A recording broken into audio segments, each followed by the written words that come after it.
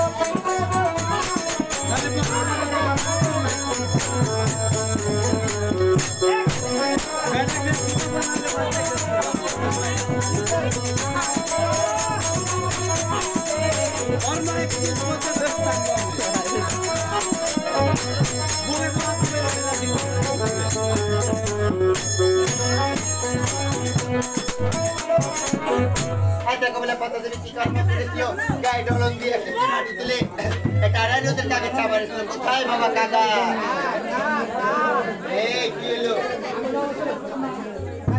আমি প্রাণ খুলে আশীর্বাদ করি কাকা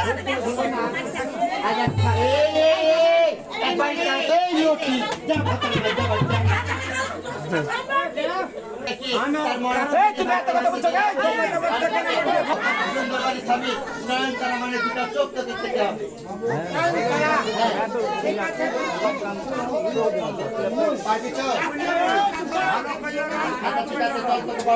রেখে দিচ্ছি ভেলা নিয়ে আসলে তোকে ভেলার উপর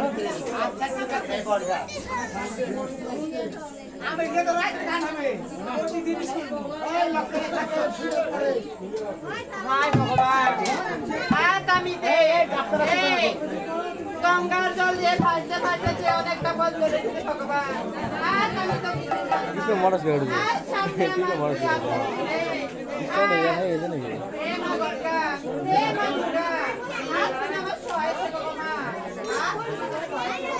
বলি কাকারে এই দেখ সুন্দর বাড়ির সাথে মায়ের সাথে কন্যা কলা নিয়ে ভাসতে ভাসতে ওদের থেকে দেখা যাচ্ছে চলে আসছে দেবী তোর কাছে আসবে আমি তোকে ভেড়ার করে ছেড়ে দিব বাবা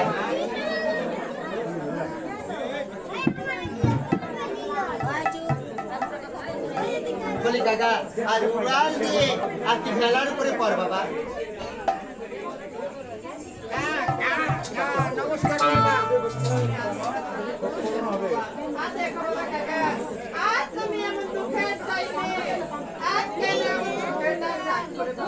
বলে মা গো আজ আমি হলাম আড়ালের কালের চালার দুঃখী বাকি আর সুখী বাকি গো মা আজ কাল বৈশাখী ধরে আমার বাসা ভেঙে গেছে আমার বাবা মা যেন উঠতে উঠলে কোথায় চলে গেছে আমি বলতে পারবো না আজ 7 দিন ধরে অনাহারা চাপনে আমার চেপে খেতে দেবে বাবা রে আজ তুই যে আমার কাছে ঘরে ঘরে বসে একটু সময় কথা বলতে পারবা আজ ভাই বল বাবা রে আজ তুই আমার কাছে বাবা আজ তোকে তো তুমি কেউ না আমি দেখতে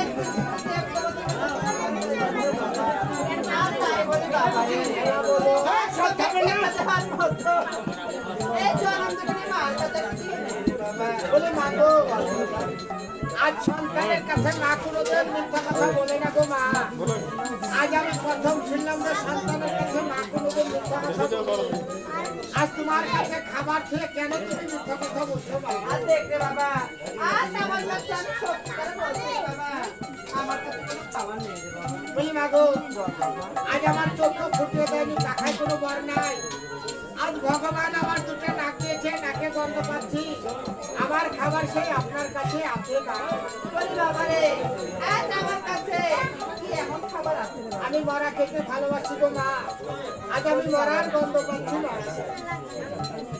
বলি বাবা রে আজ দেখ বাবা আজ সেটা মরা নয় খেতে আমার খেতে হাতে দূর হাতে আজ তাই বলি বাবা রে আজ আমার পানপতিকে খেতে চাস না রে বাবা আমার পানপতিকে খেতে চাস না বাবা বলি মাগো বল রে বাবা আজ তুমি কি আমাকে খেতে দিবে না মা আজ বলি বাবা রে আজ তোকে যদি আমি গঙ্গার মাঝে খেতেও না দিই আর তাইলে যে আমি ভগবানের কাছে অনেক বড় গুনাহগার হচ্ছে পারে বাবা। আর তাই বলি বাবা রে, আর তোকে আমি আমার পানপতিকে তো দিতে পারবো না। আর আর তোকে যদি আমি খেতেও বা না দিই তাইলে আমাকে ভগবানের জন্য মাফ করবে না বাবা। আর তাই বলি বাবা রে, আর তুই আমার পানপতিকে না খেয়ে আমাকে খেতে দে বাবা। বলি মা গো, আজ আমি যে তোমাকে খেতে পারবো না গো মা। কেন রে আজ বাবা? যদি তুমি পারো তোমার পান গোবিন্দকে দাও, আমি উদুর ভরে খাই গো মা। ঠিক আছে রে বাবা। আর তুই যখন আমার পানপতিকে না খেয়ে যাবি না, আর তোকে আমার পানপতিকে আমি তোর হাতে তুলে দেব রে বাবা। কিন্তু তার আগে একটি কথা আছে রে বাবা। কি কথা মা?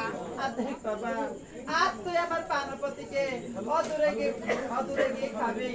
আর তুই যদি যদি আমার পানপতিকে আমার চোখের সামনে খাসতে বাবা, আমি যে এত বড় দুঃখ কষ্ট যন্ত্রণা আমি সহ্য করতে পারবো না রে বাবা। বলি মা গো, বল বাবা। আজ তোমাকে আমি পূর্বে বলেছিলাম গো মা, যে ভগবান আমার চোখ ফুটিয়ে দেয়নি, পাখায় কোনো বর দেয়নি, আমি যে উড়ে যাবো এই ক্ষমতাটা ভগবান আমার ছয়নি গো মা।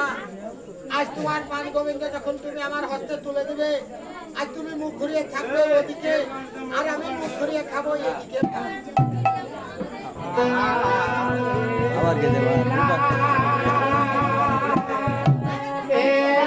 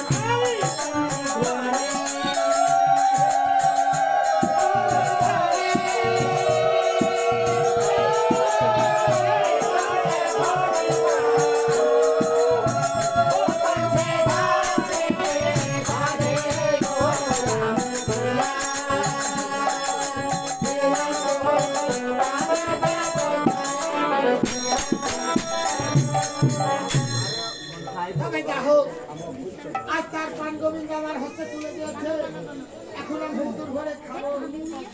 দেখি বাবা, আমি তো কিছুই বুঝতে পারছি না। আজ আমি যে অঙ্গ দেখি ভোগ লাগাতে যাই, সেই অঙ্গ দেখে হরিনাম জমছে, তাহলে কি তার পান গোবিন্দ আমি খেতে পারবো না? আজ আমি তার পান গোবিন্দ খাবো না, আমি তাকে ঘুরিয়ে দেবো। হায় ভগবান, হয়তো এতক্ষণে সেই কাগজ ছাটি আমার পান গোবিন্দকে খেয়ে নিয়েছে। তবে